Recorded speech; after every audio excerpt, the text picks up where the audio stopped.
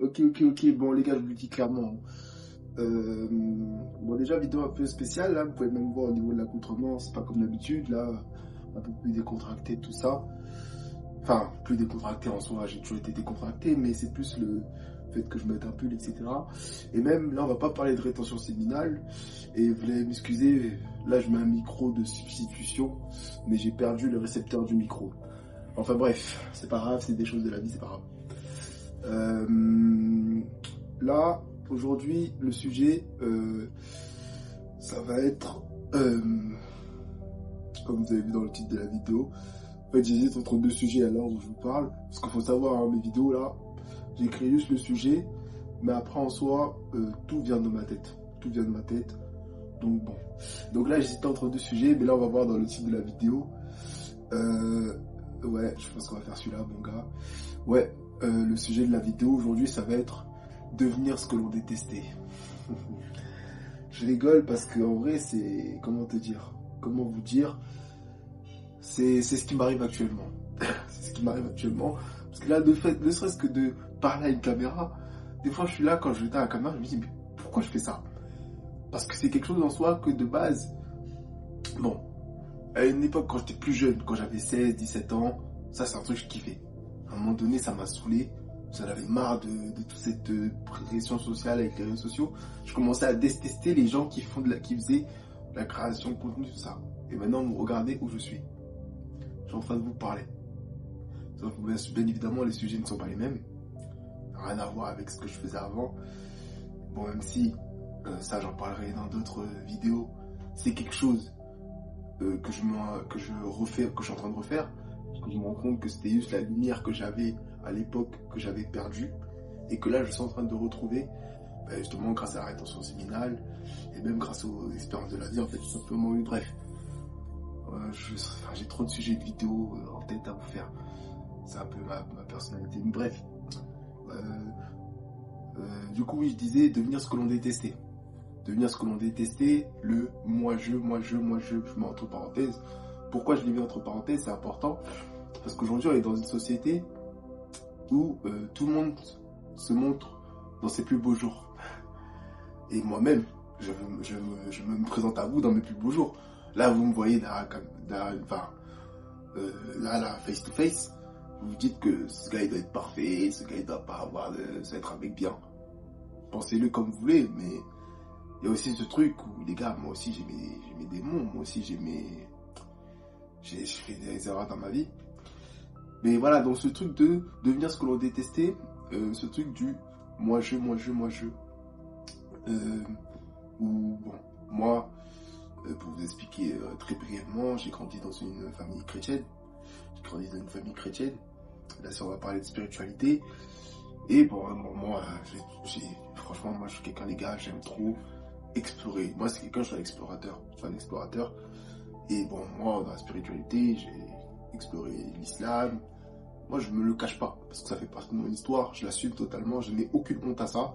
Parce que dans toutes ces croyances-là, j'ai trouvé du bon. Et ça me permet de m'enrichir spirituellement, intellectuellement, bon bref. Voilà. Donc ouais, moi je me suis intéressé à l'islam, enfin voilà. Moi j'ai pas de barrière en tout cas en termes de spiritualité, en termes de religion. Aujourd'hui je me considère comme ils appellent ça, déiste, ou je crois, dans le sens où je crois juste en Dieu. Aujourd'hui je me sens très bien comme ça. Et je pense que ça va être mon chemin de vie comme ça, parce que même si bon, moi je suis Camerounais, d'ethnie Bamileke, et mon village c'est celui de Banka. C'est du village Banka, donc c'est là que mes ancêtres résident. Donc oui, moi je suis, on va dire, déiste aujourd'hui, si on appelle ça comme ça, je crois, il me semble, dans le sens où je crois en une divinité, je crois en Dieu. Mais en tout cas, voilà, je ne me mets plus de barrière par rapport à la religion, tout ça, chose qui pouvait m'arriver avant. Et donc du coup, le fait d'avoir exploré comme je disais par rapport à la religion, mais dans les religions, on nous inculque le fait d'être, bon, bien sûr, il faut être homme dans la vie, hein, quoi qu'il arrive, mais justement, cette humilité que l'on nous transmet, elle peut être nocive dans le sens où, quand on veut mettre en avant nos compétences sociales, nos compétences sociales et le fait de se mettre en avant, donc c'est-à-dire pas se vanter, mais tout simplement se mettre en avant, il n'y a pas d'autre mot, c'est là que ça devient un souci. C'est là que ça devient un souci parce que tu rentres en contradiction avec la personne que tu étais et la personne que tu veux devenir ou que tu as peur de devenir. Et bon, voilà. Quand je dis ça, je n'attaque pas les religions, hein, bien évidemment, mais ça fait partie des côtés un peu toxiques, on va dire, qui se trouvent dans les religions.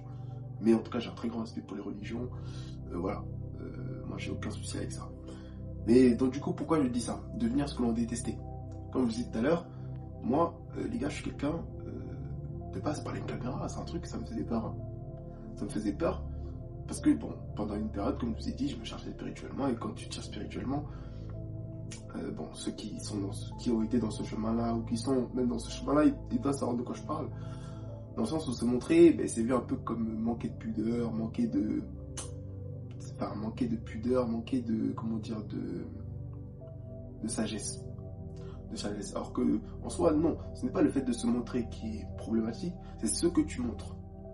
Et ça, malheureusement, ça c'est plus les anciens qui ont du mal à le comprendre. Moi, j'ai grandi par exemple avec un père. Mon père, c'est quelqu'un qui est très dur. Parce que la vie l'a rendu dur. Et je me rends compte que plus le temps passe, plus je deviens comme lui. Ça aussi, ça peut être un sujet de vidéo d'ailleurs.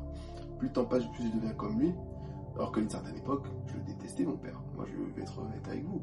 Et je pense, pour tous ceux qui ont été orphelins de père, pendant une période de leur vie, ou orphelins de père, parce que leur père n'a pas assumé la responsabilité, c'est quelque chose que vous devez comprendre. Mais voilà. Et justement, au contraire, moi, ma mère, elle a toujours été très compréhensive, même peut-être trop gentille. Et c'est ça qui a fait créer ce décalage, qui a fait que bon, j'ai fait beaucoup d'erreurs dans ma vie, etc. Enfin moi, je vais pas les énumérer ici, c'est pas le but. Mais voilà, c'est ça qui a fait aujourd'hui que je suis l'homme que je suis aujourd'hui. Donc voilà. Et le fait et comme ma mère, je vous parle de ma mère c'est une femme qui est très croyante. Comme je vous ai dit, je suis né dans une famille chrétienne. Mon père et ma mère sont très croyants. Et nous, ils nous ont éduqués dans la religion chrétienne. Donc on allait à l'église, voilà, enfin pratiquement presque tous les dimanches. Là aujourd'hui, bon, ça se fait plus trop, mais voilà, parce qu'ils ont aussi compris certaines choses. Mais voilà, comme on se construit dès l'enfance, donc de 0 à 7 ans, c'est là que ton cerveau enregistre tout ce que on lui a inculqué. C'est après de 7 à jusqu'à ta mort entre guillemets de 7 à 14 ans, voire même 12-14 ans, de 7 à 12-14 ans, tu enregistres, tu cherches à comprendre ce qu'on t'a mis dans le cerveau. Donc tu poses beaucoup de questions. C'est pour ça que les enfants à cet âge-là, ils posent énormément de questions. Ça peut paraître pénible, mais c'est la réalité, ils posent beaucoup de questions, etc. Enfin, c'est normal, ça fait partie. Et après, de 14 ans jusqu'à le chemin de ta vie, jusqu'à ta mort, soit tu es en décalage avec ce qu'on t'a inculqué, soit tu suis à la lettre, soit tu es dans un entre-deux. Moi, je sais que actuellement, je suis dans un entre-deux. Mais bref, ça peut être un autre sujet aussi. Donc ouais, voilà. Donc le fait d'avoir été inculqué dans ces valeurs-là, qui sont très belles, hein, des belles valeurs, bien évidemment, mais que derrière, aujourd'hui, on vit dans un monde où les valeurs sont inversées, que ce soit la relation homme-femme, que ce soit le rapport à la spiritualité en elle-même, que ce soit le rapport aussi également à quoi d'autre, relations sociales, et puis même l'expansion de tout ce qui est drogue, alcool, et j'en passe. C'est que le sexe aussi, le rapport au sexe a totalement changé. Voilà, vous voyez, quand vous grandissez dans ces choses-là, dans ces valeurs où voilà quoi, c'est la pudeur, la sagesse qui ont été mis, qui ont été pris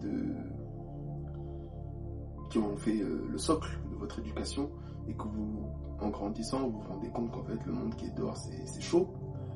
C'est-à-dire que voilà quoi, il faut, pour être un gagnant dans ce monde-là, voilà quoi, c'est assez compliqué, rien n'est facile dans la vie, mais il y a ce truc de voilà, genre t'as l'impression de ne pas être forcément à ta place. Et le fait aussi de se montrer, voilà, comme je vous disais tout à l'heure, c'est quelque chose où bon, On nous a toujours dit de voilà, c'est pas trop bien de se montrer, etc. Mais bon, voilà. Et quand vous grandissez dans ce monde-là, en fait, il y a cette chose de est-ce que c'est vraiment.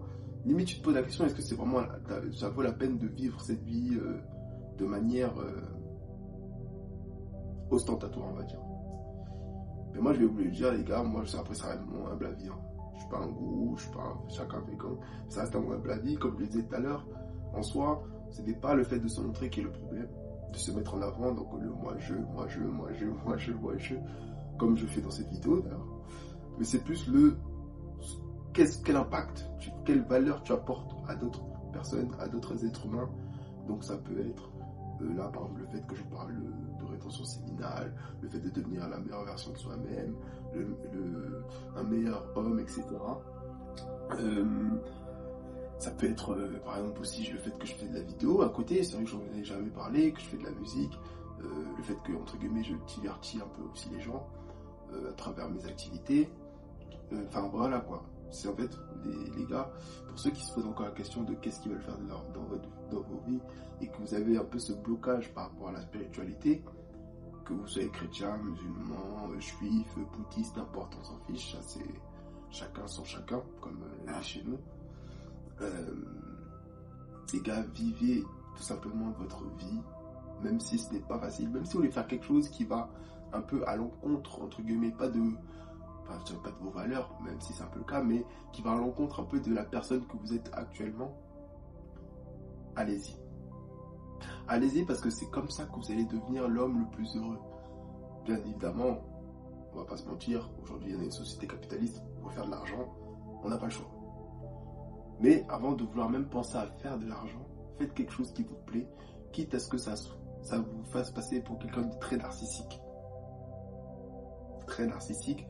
Parce qu'en fait, mettez-vous en tête que même si vous mettez en avant en faisant le moi-je, au final, vous êtes juste un apporteur de valeur. Vous êtes juste un apporteur de valeur. Vous êtes juste une personne qui cherche à vraiment donner son impact dans le monde. C'est tout simplement. Et n'écoutez pas les gens extérieurs qui vont vous mettre en tête que enfin, n'écoutez pas les gens extérieurs qui vont vous mettre en tête que oui, mais il n'était pas comme ça avant, moi je l'ai connu tel comme ci, moi je l'ai connu comme ça. Et alors, tu l'as connu comme ça, tu veux qu'il reste bloqué dans la mauvaise version de ce qu'il est? En fait, c'est ça. T'es ce genre de connard, désolé du propos, désolé. Je suis cru. Tu veux que je sois ce genre de connard qui ne change pas? Parce que oui, c'est facile. Il n'y a que les cons qui changent pas, comme on dit. Désolé encore. Hein. J'aime pas trop dire des insultes en temps normal, mais voilà. Voilà. Donc, devenir ce que l'on a détesté, ça fait partie du chemin de vie. Et c'est normal, les frères. C'est pas évident. Psychologiquement, c'est pas évident. Parce que t'as envie de retourner en arrière et tout. Mais c'est normal. Mettez-vous ça en tête que c'est normal. Voilà, je pense avoir tout dit dans cette vidéo. Donc voilà, n'hésitez pas à lâcher les commentaires. Vous savez, vous connaissez déjà. Abonnez-vous, likez et tout, tralala. En tout cas, merci à toi d'avoir regardé cette vidéo. Et merci, vous êtes de plus en plus à vous abonner, ça fait plaisir. J'espère que vous avez kiffé la masterclass que j'ai sortie dans la dernière vidéo. Mais voilà, merci en tout cas, merci à toi.